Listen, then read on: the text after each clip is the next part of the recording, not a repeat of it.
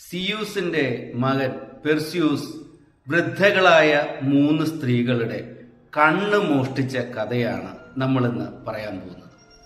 ഈ ഗ്രീക്ക് ഇതിഹാസം നടക്കുന്നത് കടൽ മുഴുവൻ മഞ്ഞു മൂടിയ പർവ്വതങ്ങളിലേക്ക് കാറ്റടിക്കാത്ത ഒരു ദേശത്തായിരുന്നു എന്നാണ് പറയുന്നത്.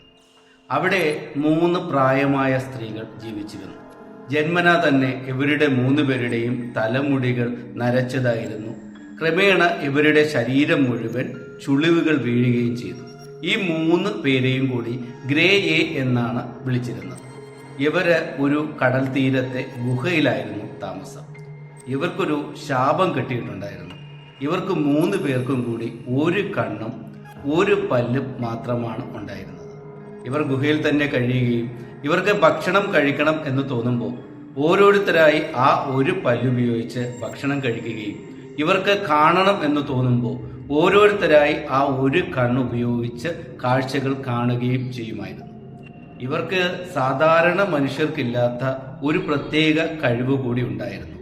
രാക്ഷസന്മാരുടെ വഴികളെല്ലാം ഇവർക്കറിയാമായിരുന്നു. ദൈവങ്ങളുടെ ഒളിത്താവളങ്ങളും മരണത്തിന്റെ മുഖവുമെല്ലാം ഇവർക്ക് കൃത്യമായി തിരിച്ചറിയാൻ സാധിച്ചിരുന്നു. ഒരു ദിവസം ഇവർ താമസിക്കുന്ന ഗുഹയിലേക്ക് ഒരു അപരിചിതൻ കടന്നു കയറി. സിയൂസിന്റെ മകനായ പെർസ്യൂസ് ആയിരുന്നു ആ അപരിചിതൻ. അദ്ദേഹം ഗോർഗോൺ മെഡൂസ എന്ന് പറയുന്ന അതിഭീകരനായ ഒരു രാക്ഷസനെ തിരക്കി അവിടെ എത്തിയതായിരുന്നു. അദ്ദേഹം ഒളിച്ചിരിക്കുന്ന വഴി അറിയാതെ പെർസ്യൂസ് ഈ ഗുഹയിലേക്ക് വരികയും ഈ 3 ഗ്രേ എന്ന് പറയുന്ന 3 സ്ത്രീകൾ അവരുടെ കണ്ണ് പരസ്പരം കൈമാറുന്നതും അവരുടെ ഭക്ഷണം കഴിക്കുന്ന രീതിയും അവർ രഹസ്യങ്ങൾ മന്ത്രിക്കുന്നതും ഒക്കെ മനസ്സിലാക്കുകയും ചെയ്തു.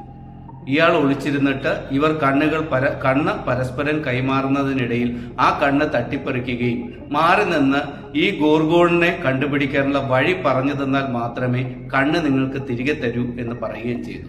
കാഴ്ചയില്ലാതെ നിലവിളിച്ച ഗ്രേയെ ഒടുവിൽ ഈ ഗോർഗോൺ ഒളിച്ചിരിക്കുന്ന വഴി പെർസ്യൂസിന് പറഞ്ഞു കൊടുക്കുകയും പെർസ്യൂസ് കണ്ണ് ഇവർക്ക് തിരികെ നൽകിയിട്ട് കടലിന് മുകളിലെ ആ മൂടൽ മഞ്ഞിലൂടെ കല്ലു മനുഷ്യരുടെ പൂന്തോട്ടത്തിലൂടെ ഈ ഗോർഗോൺ ഒളിച്ചിരിക്കുന്ന ഇടത്തേക്ക് പോവുകയും ചെയ്തു.